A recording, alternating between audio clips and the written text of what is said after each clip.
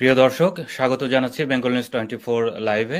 আজকে আমাদের সঙ্গে উপস্থিত আছেন সাবেক তথ্য প্রতিমন্ত্রী এবং আওয়ামী লীগের কেন্দ্রীয় কার্যনির্বাহী সংসদের সদস্য মোহাম্মদ এ আরাফাত। আরাফাত ভাই, আপনাকে স্বাগত জানাচ্ছি বেঙ্গল নিউজে। ধন্যবাদ তুষার। জি, আরাফাত ভাই, আজকে আমরা মূলত দেশের চলমান রাজনৈতিক বিভিন্ন পরিস্থিতি, দেশের বিভিন্ন ঘটনা এবং একই সঙ্গে এই ঘটনাগুলোকে আওয়ামী লীগ বা আপনারা কিভাবে দেখছেন এবং আওয়ামী লীগের সাংগঠনিক অবস্থা, এই বিষয়গুলো নিয়ে মূলত আজকে আমরা আলোচনা করব। তো আমি প্রথমেই আপনার কাছে যেটা জানতে চাই, আপনি আওয়ামী লীগের সর্বশেষ সরকারের তথ্য ও সম্প্রচার প্রতিমন্ত্রী হিসেবে দায়িত্ব পালন করেছেন। আপনি নিশ্চয়ই জেনে থাকবেন যে বাংলাদেশ সময় গতকালকে সচিবালয়ে সাংবাদিকদের প্রবেশের ক্ষেত্রে একটা নিষেধাজ্ঞা আরোপ করা হয়েছে। সাধারণত সচিবালয়ে প্রবেশের ক্ষেত্রে সাংবাদিকরা অ্যাক্রিডিটেশন কার্ড ব্যবহার করে থাকে তাদের প্রবেশের জন্য। তো সেটিকে আপাতত বাতিল রাখা হয়েছে এবং সাংবাদিকদেরকে সচিবালয়ের নিরাপত্তার জন্য তারা বলছে যে এটা ঝুঁকিপূর্ণ। তো এই যে সাংবাদিকদেরকে নিরাপত্তার ঝুঁকি মনে করা হচ্ছে, তো এই বিষয়টিকে আসলে আপনারা কিভাবে দেখেন? কি মনে হয় আরাফাত ভাই, যে আসলে এইটা কি কারণে সাংবাদিকদেরকে এই সময়ে এসে সচিবালয় প্রবেশকে ঝুঁকিপূর্ণ মনে করা হচ্ছে? ধন্যবাদ আপনাকে তুষার। প্রথম কথা হচ্ছে যে যাদেরকে তারা আওয়ামী লীগ পন্থী সাংবাদিক মনে করেন তাদের তো অ্যাক্রেডিটেশন কার্ড তারা বাতিল করে দিয়েছে। তার মানে এখন যাদের কাছে অ্যাক্রেডিটেশন কার্ড আছে তাদেরকে নিশ্চয়ই তারা তাদের পক্ষের বা তাদের প্রতি তাদের আস্থাভাজন এরকমই মনে করেন। কিন্তু সেই সাংবাদিকদের উপরও তারা আস্থা রাখতে পারছে না। এটার অর্থ হচ্ছে তারা কিছু একটা লুকানোর চেষ্টা করছে। সাংবাদিকরা যদি ভিতরে যায় অনেক গোমর ফাঁস হবে। আজকে তারা সরকারে আছে, ক্ষমতায় আছে, তাদের সাথে রাষ্ট্রের সকল প্রতিষ্ঠান, অথচ তাদের কাস্টাডিতে থাকা এই অফিসগুলি পুড়ে গেল। এবং তাদের যে যে দায়িত্ব ছিল সেটি তারা না নিয়ে তারা একটা ষড়যন্ত্র তত্ত্ব বাজারে ছেড়েছে। যার হাতে সবকিছু, যে এটার কাস্টাডিয়ান, যে এটার গার্ডের দায়িত্ব আছে, তার থাকা অবস্থায় যদি এইভাবে আগুন লাগে তাহলে এই দায়িত্ব কার, এই দায় কার? এখানে হয় কিন্তু তারা। তারা তো বলছে আরাফাত ভাই যে এর পেছনে ষড়যন্ত্র আছে এবং বিগত আপনাদের সময়ে টানা 16 বছরে যে ধরনের অন্যায় দুর্নীতি হয়েছে, এই দুর্নীতিকে আড়াল করার জন্যই ষড়যন্ত্র করে এই নথিপত্র পুড়িয়ে দেওয়া হয়েছে। তো আওয়ামী লীগ কি এখন কোথাও আছে যে আওয়ামী লীগ নথিপত্র যে পুড়িয়ে দিয়ে আসলো? এই ধরনের বালুখিল্য কথাবার্তা বলে মানুষকে তো বোকা বানানোর কোনো মানে হয় না। সকল ক্ষমতা তো তাদের, অথরিটি তাদের, দখল তাদের, তাদের দখলে সবকিছু, অথচ জিনিসগুলো পুড়ে গেল আর দায় দিচ্ছে অন্যদের ঘাড়ে। তো আমার কথা হলো যে এগুলো হয় কি, যে যখন নিজে দায় নিতে পারে না, নিজের কোনো যোগ্যতা স্বাক্ষর রাখতে পারে না, তাদের এখানে, যেহেতু তারা এখন এই এই অফিসগুলোর দায়িত্বে আছে, কাজে সেগুলোকে রক্ষা দেওয়া, সুরক্ষা করার দায়িত্ব তাদের। আমি তো বরং, আপনি যেটি বললেন যে এই মন্ত্রণালয়ের দায়িত্বে ছিলাম, সেই মন্ত্রণালয়ের দায়িত্বে থাকা একজন প্রতিমন্ত্রী হিসেবে আমি তো মনে করি যে এটি সঠিক তদন্ত করে বের করা দরকার কারা আসলে এই কাজটি করেছে। কারণ এটি তো খুবই একটা নেক্কারজনক একটি ঘটনা। আপনি সরকারি দলিল কেন এভাবে পুড়ে যাবে? এখানে হয় তারা নিজেরাই জড়িত ছিল, অথবা তাদের এখানে এক ধরনের নেগলিজেন্সি ছিল এবং ফেইলিয়ার ছিল। এবং যেহেতু আগুন তারাও নেভাতে এখানে তো দায়িত্বে অনেক আছে, লম্বা তাদের এই সময় দায় নিতে লেগেছে। হবে। বরং আমরা তো শুনছি যে গত 4.5 মাসে তাদের বিরুদ্ধে যেসব দুর্নীতির অভিযোগ উঠছে, নিয়োগ বাণিজ্য, এই বাণিজ্য সেই বাণিজ্য, সেগুলো পুড়িয়ে দেওয়ার জন্য তারা করেছে কিনা। এখন এই ধরনের হাওয়ায় ওপর কথা তো না বলে তারাও যেটা বলছে, তদন্ত করলো না, কিছু করলো না, আগুন লাগলো, সাথে সাথে একটা স্টেটমেন্ট দিয়ে বাজারে ছেড়ে দিল। তো এই ধরনের আচরণ, এগুলো ভালো না। আমি যেটা মনে করি যে এটা উচিত হবে সত্যিকার অর্থে ইম্পার্শিয়াল একটা তদন্ত করে জাতির সামনে হাজির করা, কেন কিভাবে হয়েছে। এবং যেহেতু তারা এখন ক্ষমতায়, তারা সরকারের দায়িত্বে আছে, তাদের অধীনে অফিস, তাদের সবকিছু, কাজে দায়ী তাদের ঘাড়েই বর্তায়।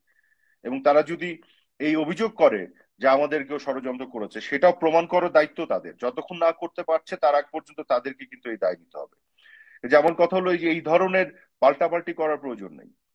তারা তারা ক্ষমতায় আছে, তাদের হাতে সবকিছু, তারা এটা প্রমাণ করে দিক তদন্ত করে।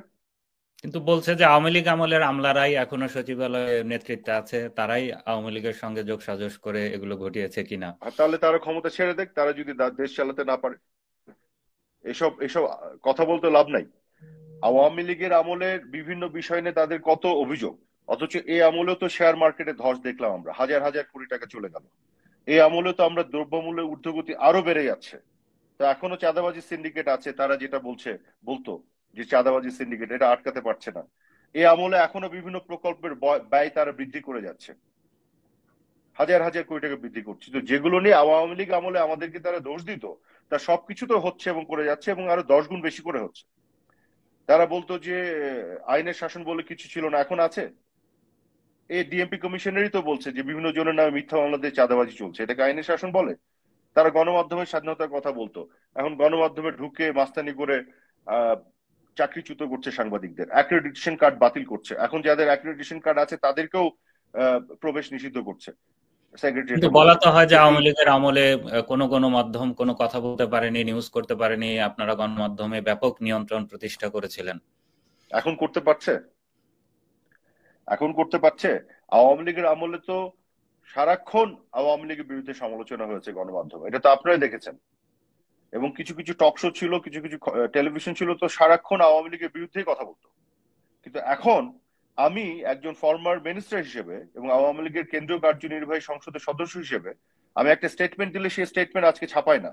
আমি যখন কথা বলি বলে তাদের উপর নিষেধাজ্ঞা আছে, ছাপাতে তারা ভয় পায়। কখন কোন পত্রিকার সামনে যে গরু জবাই দিবে, আওয়ামী লীগের আমলে এগুলো হয়েছিল? তো এখন কথা হচ্ছে যে আমরা ধরেন স্টেটমেন্ট বাদ দেন ছাপানো, আমাদের একটা বক্তব্য নেওয়া ছাপা আপনার প্রকাশ করা তো দূরের কথা, আমরা ছোট একটা যদি প্রতিবাদ মিছিল করি দ্রব্যমূল্যের ঊর্ধ্বগতি এবং আইন শৃঙ্খলা অবনতি এগুলো নিয়ে, আমরা একটা ব্যানার ছাপাতে পারি না। যারা ব্যানার প্রিন্ট করে সেখানেও বলে দেয়া আছে যে কোনো ধরনের মুক্তিযুদ্ধের চেতনার পক্ষের কোনো ব্যানার ছাপানো যাবে না। আপনি ব্যানারে শুধু একটা স্লোগান লিখবেন, তোমার আমার ঠিকানা পদ্মা মেঘনা যমুনা, তুমি কে আমি কে বাঙালি বাঙালি, জয় বাংলা। এই স্লোগানটা মুক্তিযুদ্ধের স্লোগান, এটা লিখে আপনি ছাপাতে যান, পরীক্ষা করে দেখুন ঢাকা শহরে কোনো ব্যানার যারা ছাপায় প্রিন্ট করে কেউ করবে না। তো আজকে এই ধরনের অঘোষিত না, ঘোষণা দিয়েই তারা এইসব নিষেধাজ্ঞা দিয়ে রেখেছে। মানে ফ্যাসিজমের এবং স্বৈরাচারের চূড়ান্ত জায়গায় তারা চলে গেছে। যে বিষয় নিয়ে এইসব, এই যে হিউম্যান রাইটস ডিফেন্ডাররা আজকে তো প্রফেসর ইউনূসের ক্যাবিনেটে আছে, যার হিউম্যান রাইটস নিয়ে কত তাদের কথাবার্তা কান্নাকাটি, আজকে যে প্রতি পদে পদে মানবাধিকার লঙ্ঘন হচ্ছে কোনো বিচার ছাড়া, অন্যায়ভাবে শিক্ষক, আপনার সাংস্কৃতিক কর্মী, লেখক, রাজনীতিবিদ সবাইকে, শাহরিয়ার কবিরকে ধরে রেখে দিয়েছে, এবং আমি খবর পেয়েছি যে তাকে নাকি ফ্লোরের মধ্যে শুয়ে থাকতে হয়। ফর্মার জাস্টিস শামসুদ্দিন চৌধুরী মানিক ফ্লোরের মধ্যে রেখে দিয়েছে যেন তারা ওখানে ঠান্ডায় নিউমোনিয়া হয়ে মারা যায়। আপনাদের আমলেও তো বলা হয় যে আয়না ঘর করা হয়েছিল, সেখানে অনেককে বন্দি করে মানবেতর জীবন যাপন করতে হয়েছে তাদের। তো সেই আয়না ঘরের তারা ইনভেস্টিগেট করে বের করুক, বিএনপির কোন নেতাটা আয়না ঘর থেকে বের হয়ে এসছে একটু দেখান। আপনি একটু দেখান কোন লেখক, সাহিত্যিক, কবি, প্রফেসর মোহাম্মদ জাফর ইকবালের মতন একজন মানুষ, বা আওয়ামী লীগের বড় বড় নেতারা যারা, এরকম বিএনপির কোন নেতাটা আয়না ঘর থেকে বের হয়েছে?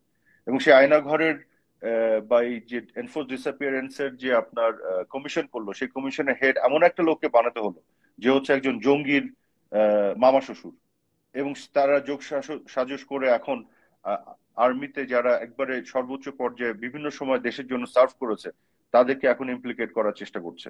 তো এরকম একটা কমিশনের চেয়ারম্যান বানাতে হলো কেন, যদি সত্যিকার অর্থে নিরপেক্ষভাবে তারা এই তদন্তগুলি করতে চাইতো, তাই না? তা আমার কথা হচ্ছে যে আমাদের সময় অনেক কিছু হয়েছে যেগুলো তারা বলে, তো তারা তো বলেই তো আমরা তো খারাপ ছিলাম, তো তারা আবার ভালো না কেন? এটার উত্তরটা দেন, তারা আরো 10 গুণ খারাপ কেন?